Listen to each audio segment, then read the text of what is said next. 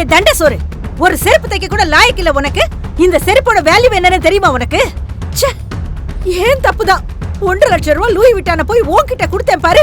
ஏன் புத்திய செருப்பால அடிச்சுக்கணும். ஷோரூம்க்கு எடுத்துட்டு போடான்னு சொன்னா ஏதோ தெருமுன கடையில போய் தைச்சிட்டு வந்திருக்கிற நீ. அறிவில்ல உனக்கு?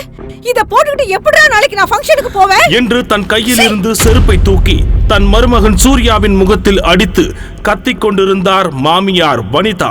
மன்னிச்சிருங்க அத்தை, ஏதோ தெரியாம பண்ணிட்டேன். நான் உடனே சரி பண்ணி எடுத்துட்டு வந்துடுறேன். கிழிச்ச போ, எல்லாருக்கும் ஜூஸ் எடுத்துட்டு வா.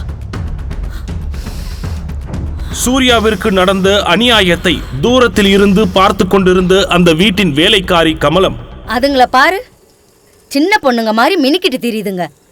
நம்மள மாதிரி உழைச்ச காசுல சாப்பிட்டா மத்தவங்கள மதிக்க தெரியும், புருஷன் காசுல சாப்பிட்டா எப்படி தெரியும்?